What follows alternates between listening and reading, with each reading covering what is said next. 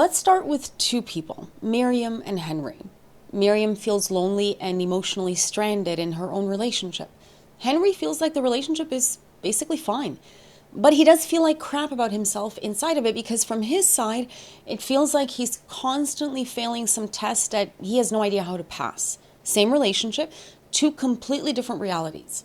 And if you've been stuck in should I stay or should I go for months or even years, there's more to it than just you being indecisive. You might be stuck in that indecision limbo because you and your partner are not able to see the relationship through each other's lens, so that you can't even agree on what reality you're both living in. And when you can't see through each other's experience clearly, you end up trying to decide whether the relationship is viable based on what you're trying to make it become instead of what it actually really is. So today, let's have a conversation about some of the things that we can think about and some of the things that we can ask ourselves while we're trying to decide if a relationship is actually worth saving, without pretending that there's some magical formula that makes these kinds of really difficult decisions painless. Some of the things we're going to talk about today are, can we actually see the relationship through the other person's eyes, through each other's eyes? Another thing we can ask ourselves is, am I trying to change my own experience in this relationship by changing my partner? And is my partner in turn doing the same to me? And lastly, if I take away all of my expectations that my partner is going to change in a significant way, and I just allow us to live in the moment as it is, and to appreciate the shared experience that we're having in the relationship as the relationship is presenting itself, am I okay with the way things are? Hi, I'm Madalena. Welcome to You Reclaimed. Around here, we talk about the stuff underneath the stuff, how your early wiring shows up in your relationships, in your jobs, in your standards, the people you chase, and the things you end up tolerating, and how we can reclaim ourselves from these early patterns that we didn't exactly choose. If you enjoy this kind of content, please consider liking, subscribing, and sharing it with someone who could use it. That's how this channel finds the right people.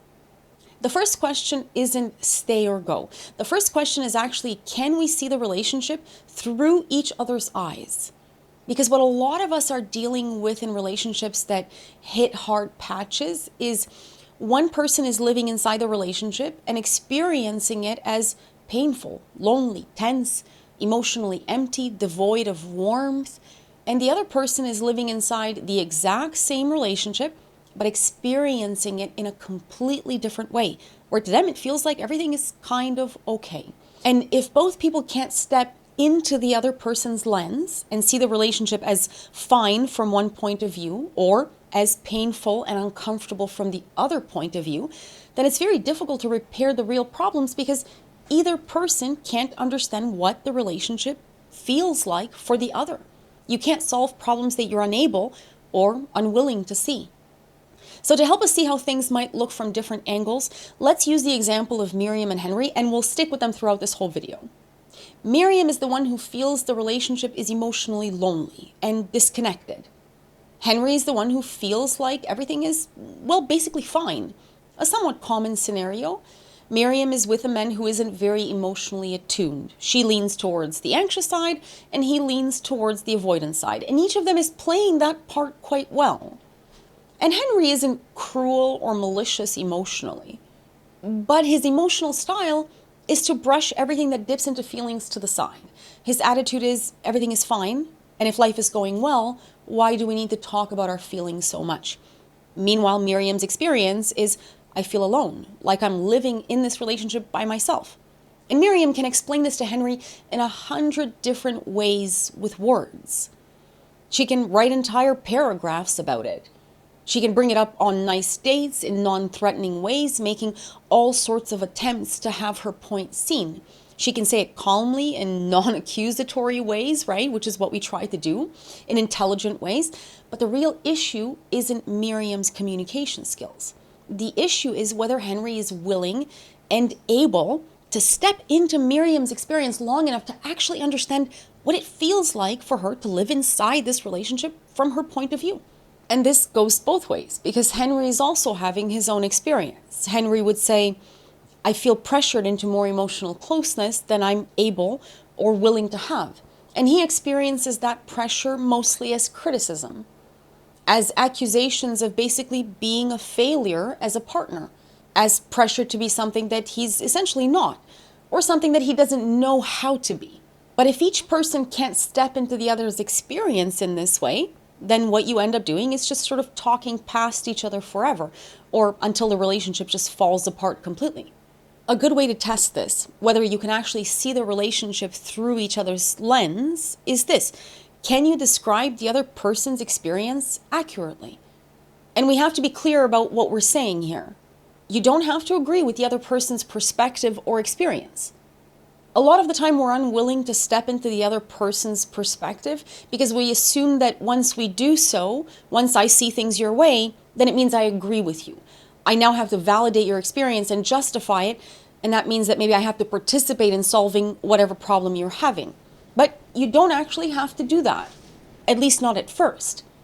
At first, you just have to do one thing, and one thing only. You just have to describe the other person's experience accurately, as they would describe it. So in this case, that means Henry has to step through Miriam's lens and actually see the perspective of a relationship that feels for her lonely, that feels for her like she's unwanted.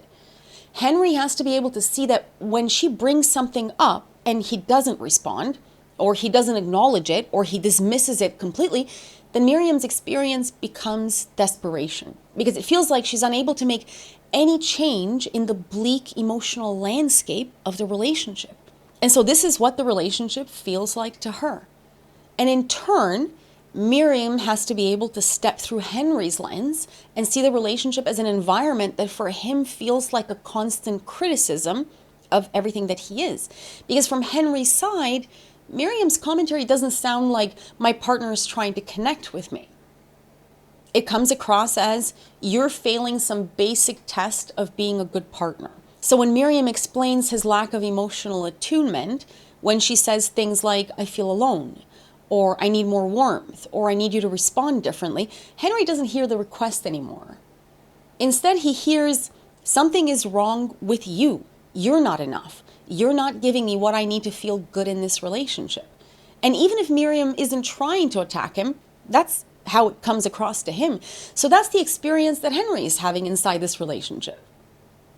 Because Henry's way of staying steady in life is practical nuts and bolts stuff. Keep things running, solve what's in front of you, and handle your responsibilities without getting sidetracked by emotional problems or too many emotions. So when the relationship keeps turning towards feelings, especially feelings that Henry doesn't know how to fix, it can feel like he's being pulled into conversations where the goalposts keep moving and he's somehow always failing. So he experiences the relationship as pressure and as proof of his own personal failure. As no matter what I do, it's not the right thing. I'm being asked to become a different person for my partner to be happy.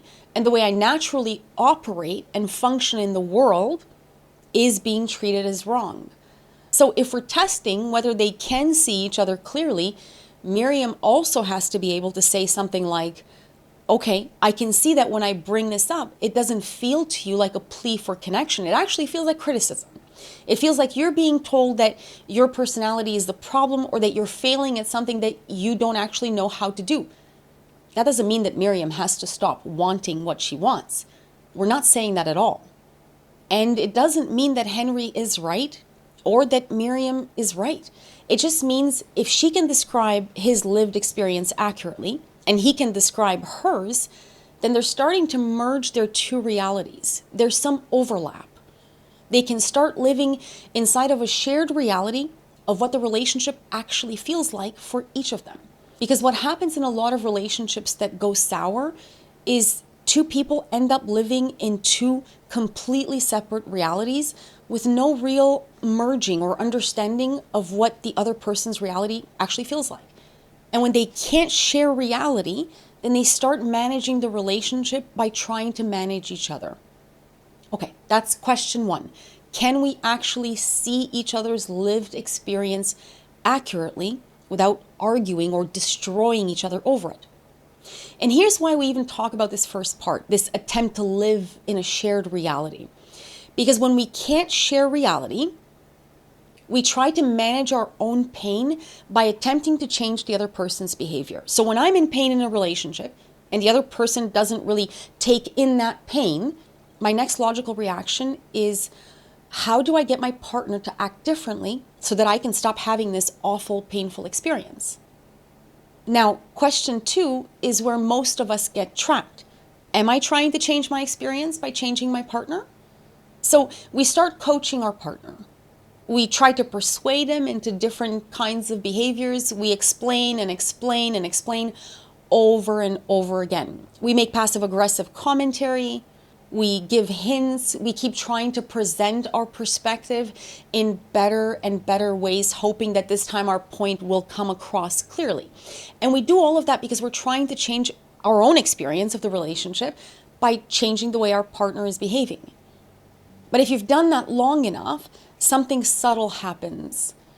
You stop being able to tell what's your own emotional wiring and what's actually happening in the relationship itself. For a lot of us, that confusion is already there from the beginning.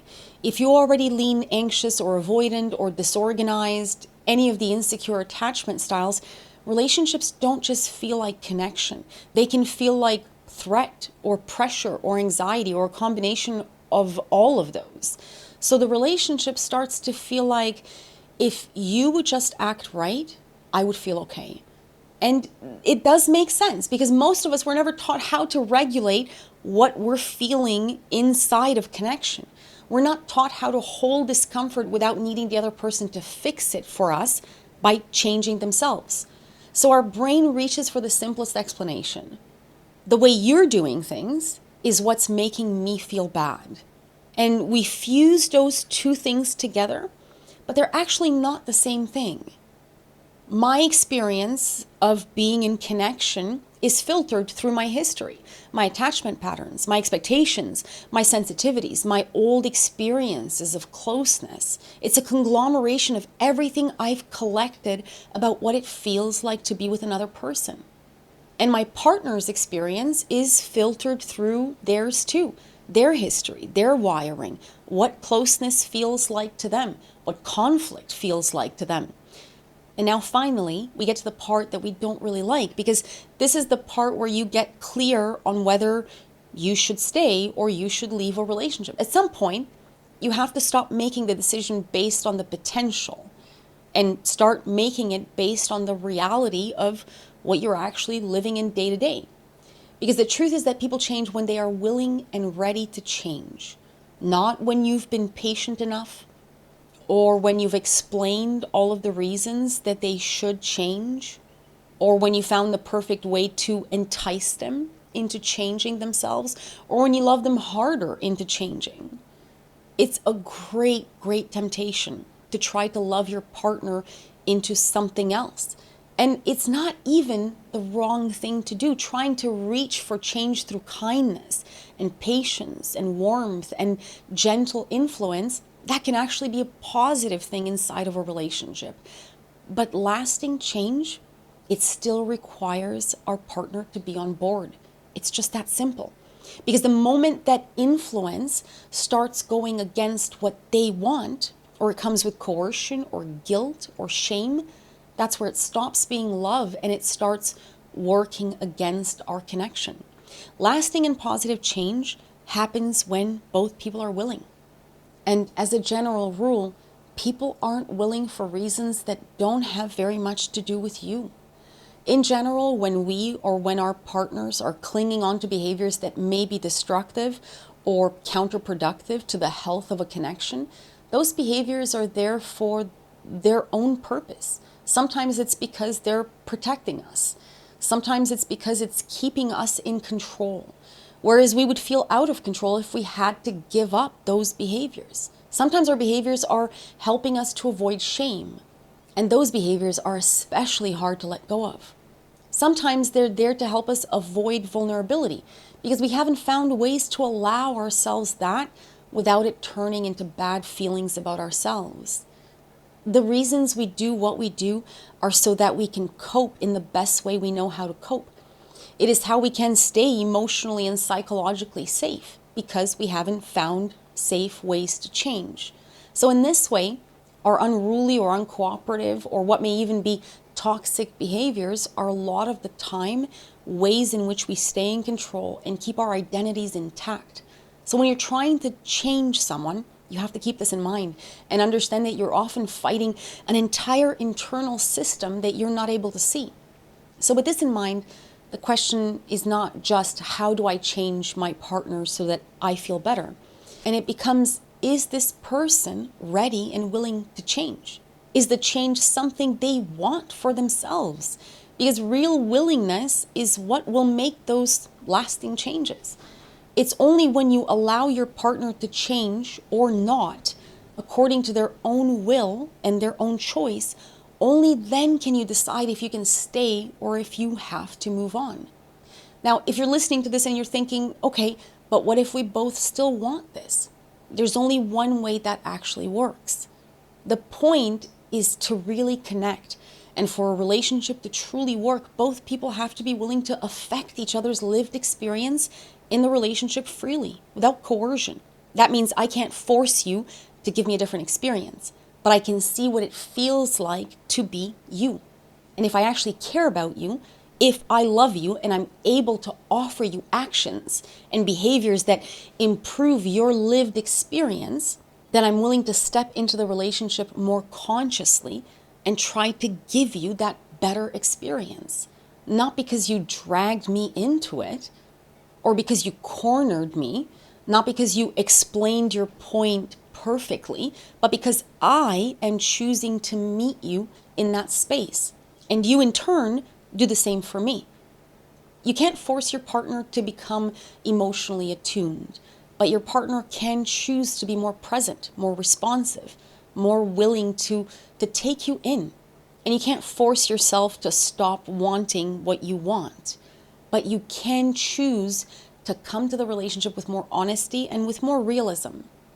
So it's not, how do I change you so that I feel better? It's, can we see each other's experience clearly?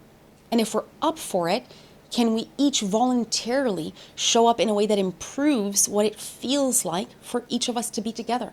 And when that willingness is there on both sides, that's where benevolence steps in. And relationships actually rise and flourish.